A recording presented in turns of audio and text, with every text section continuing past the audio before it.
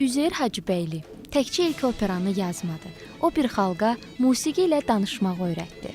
Arşın mal olanda biri güldü, biri sevdi, biri düşündü. Qara Qarayev notların içində bir cığır açdı. Şəhərin ritmini musiqiyə çevirdi. Onun hər əsərində Bakı nəfəs alırdı. Fikrət Əmirov simfonik muğam dedi. O bizə göstərdi ki, muğamın səsi simfonik orkestrın səsi ilə daha da dərinləşir.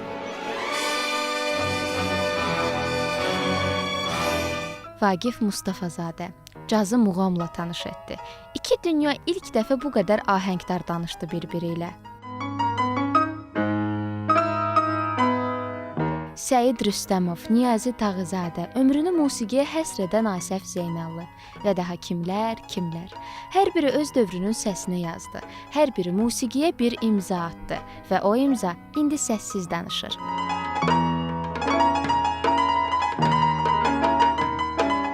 Bəli, əziz dostlar, bugünkü gənc bəstəkarlar isə musiqi tariximizin yazılmağa davam edən səhifələridir.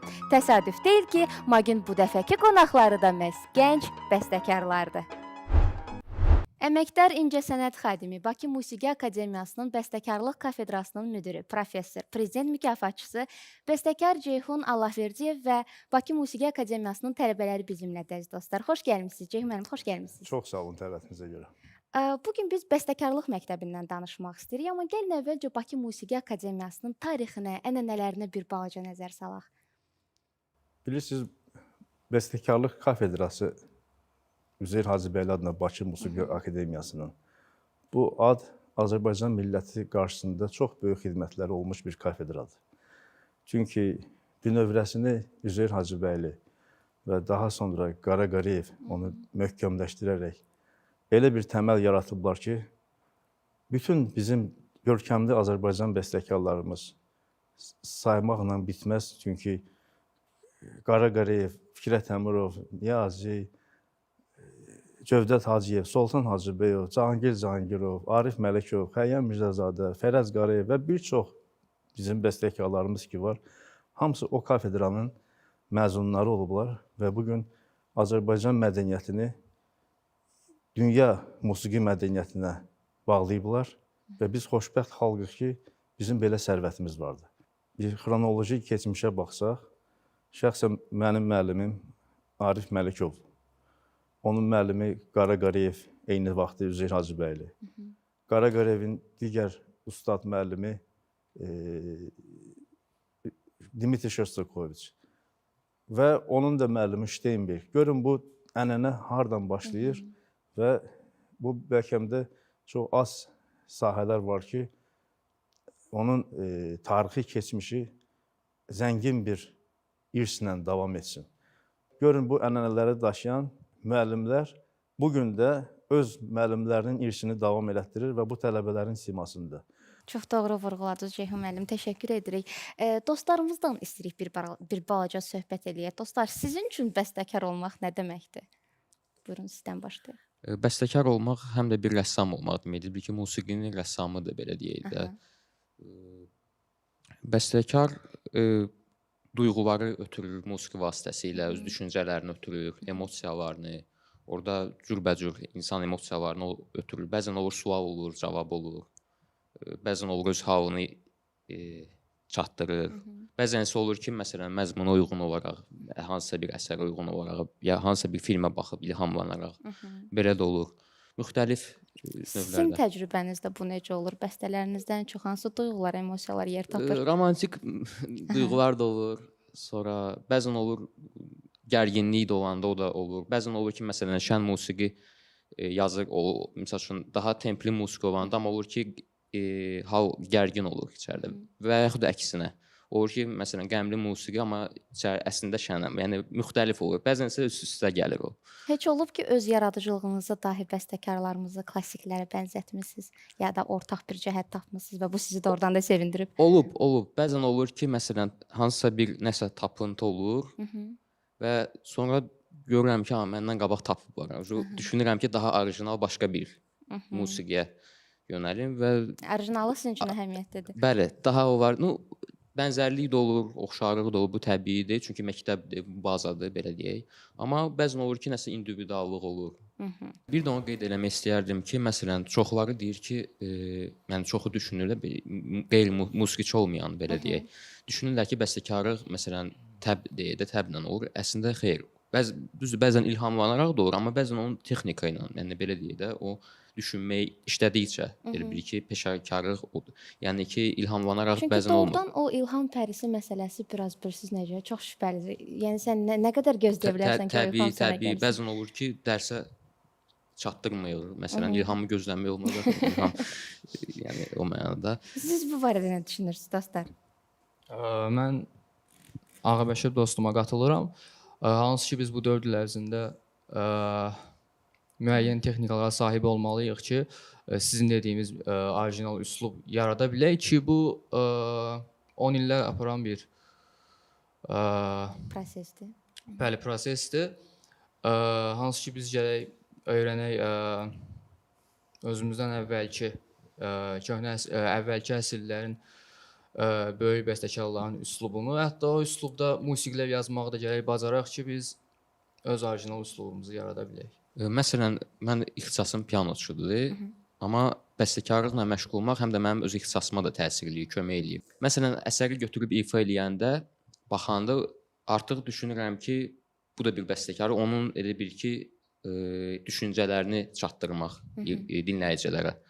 Həm də ki, mən onu qeyd eləmək istəyirəm ki, bəstəkarlıq məni xeyli inkişaf elətdirdi bir musiqiçi kimi. Təbii ki, Ceyhun müəllimin rolu böyükdür. O da deyərəm, yəni çünki düşüncə formalaşır.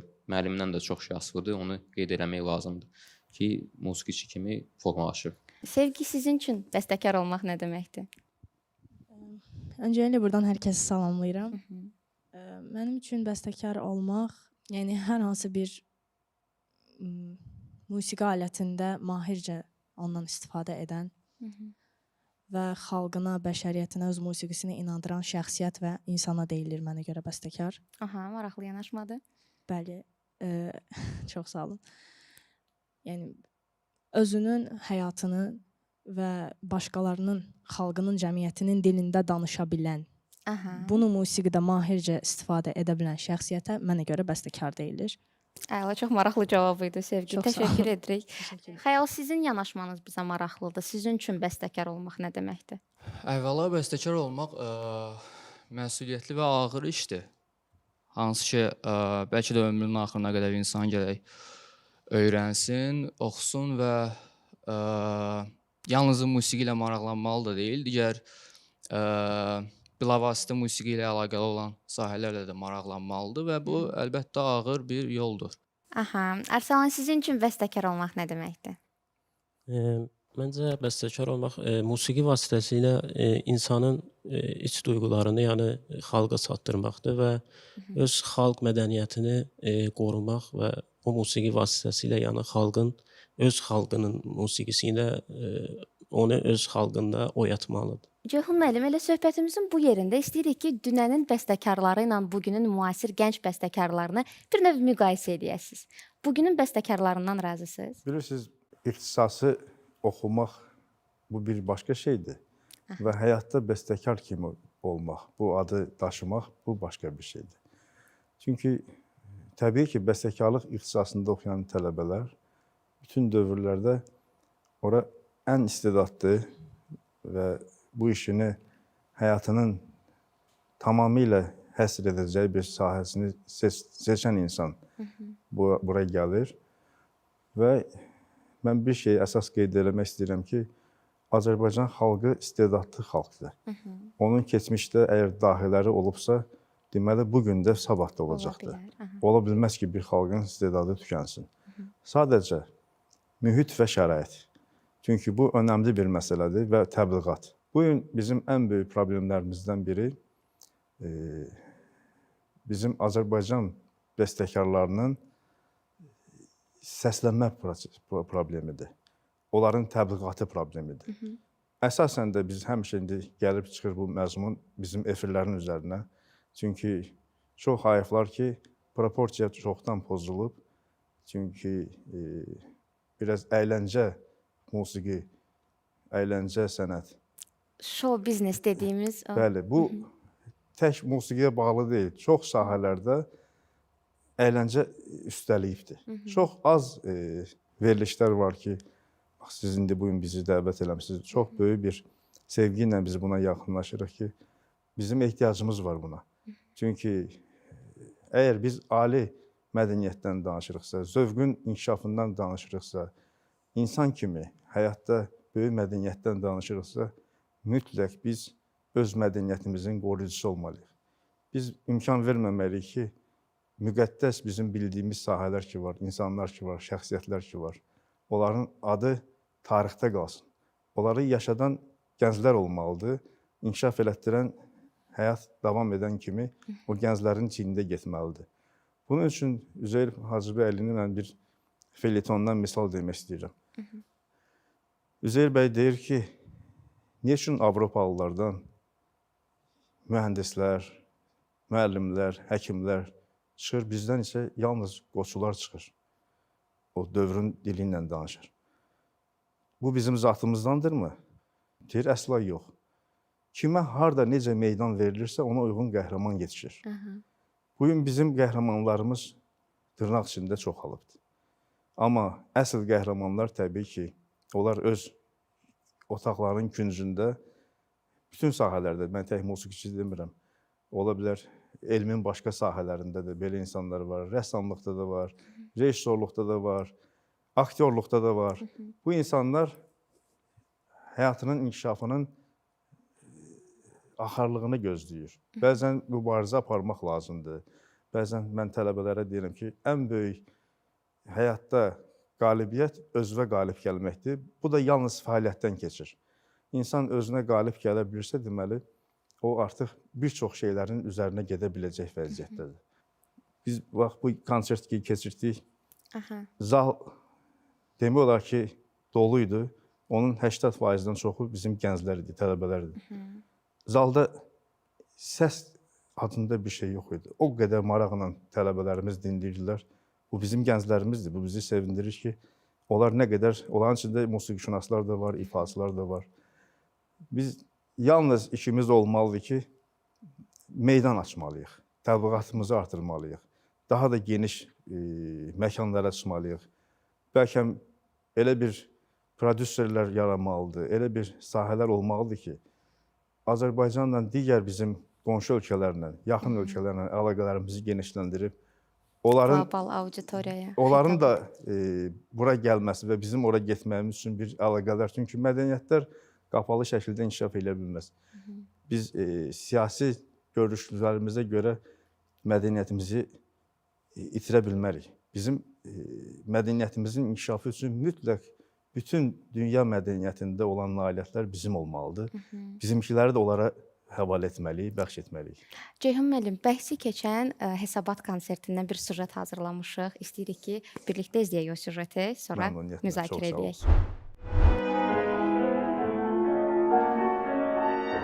Dahi Azərbaycan bəstəkarı Üzeyir Hacıbəylinin 140 illik yubileyi münasibətilə Üzeyir Hacıbəyli adına Musiqi Akademiyasının Bəstəkarlıq Kafedrasının tələbələrinin iştirakı ilə Hesabat konserti keçirildi. Konsert proqramında gənc bəstəkarların müxtəlif janrlarda musiqi nümunələri səsləndirildi. Təqdim olunan əsərlər tələbələrin yaradıcılıq potensialını, Azərbaycan musiqi ənənələrinin yeni baxışlarla davam etdirilməsini və müasir musiqi dilində ifadə olunmasını əks etdirdi.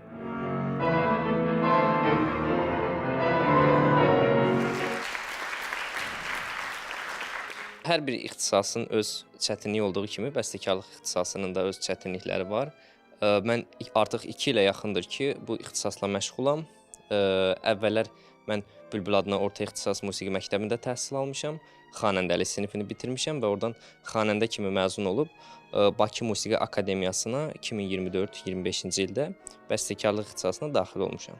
Bu ixtisasa mənim yönəlməyimdə əvvəla mənim yaxın ətrafımın, müəllimlərimin mənə olan dəstəyi məni bu yola doğru istiqamətləndirdi. Daha sonra bizim bəstəkarlarımız, böyük bəstəkarlarımız Qara Qarayev, Arif Məlikov, Üzeyir Hacıbəyli, bu dahi bəstəkarların bizə yaradıb qoyduğu bu irsi, bu musiqi məktəbini davam etdirmək həvəsi artıq 11-ci sinifdən Bülbüldə məzun olarkən artıq məndə yaranmağa başladı. Artıq mən də fortepiano ilə, musiqi ilə, artıq yaradıcılıq işinlə yavaşdan məşğul olmağa başladım və daha sonra bunu müəllimlərimə göstərdim və onlar da mənə bu istiqamətə məni yönləndirdilər. Mən də artıq Bakı Musiqi Akademiyasına üz tutdum, bəstəkarlıq ixtisasına hazırlaşdım və dediyim kimi artıq qəbul olmuşam, bu ixtisasdayam.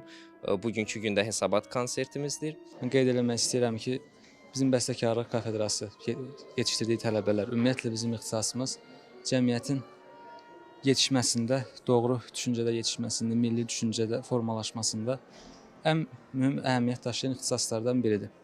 Bugünkü konsert nəyə görə bu qədər əhəmiyyətlidir? Çox təəssüf belə bir fikir yaranıb ki, indi bəstəkar yoxdur, hamısı qaldı keçmişdə, yoxdur. Əhəmiyyəti bundan ibarətdir ki, biz göstəririk, tamaşaçıları dəvət edirik ki, gənc nəsil yetişir. Bugün bizim bəstəkarlıq kafedrası Kökü Üzeyir bəyin tərəfindən qoyulan ən yüksək səviyyədə öz inkişaf yolunu hələ də davam elətdirir. Ona görə mən hamını inandırmaq istəyirəm ki, bu yol hələ də davam eləyir. Bugünkü konsert barədə hisslər ifadə olunmazdı. Çünki ona görə yox ki, söz tapmıram ifadə eləməyə. Çünki bəzi hisslər yerdən yuxarıda qalsa daha yaxşıdır səhnədə.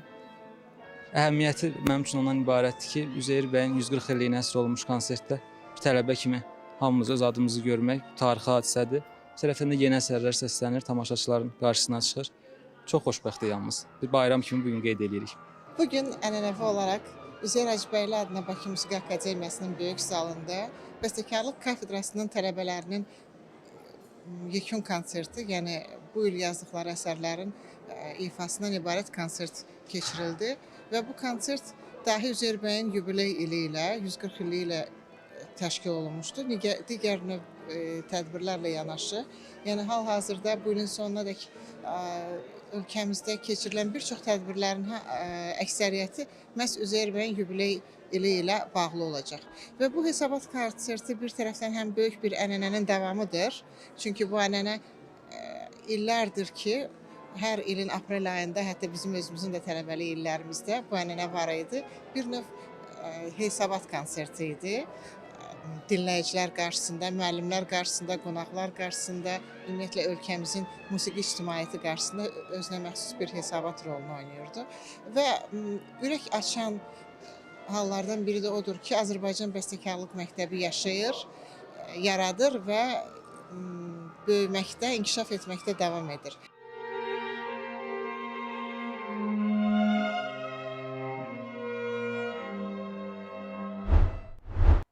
Süjetdə dostlarımızın biri dedi ki, bəs düşünürlər ki, bugün bəstəkar yoxdur, ancaq fikirləşirlər ki, bəstəkarlar keçmişdə qaldı. Dostlarımız bu barədə nə düşünür? Bəstəkar? Aha. Bəstəkar var.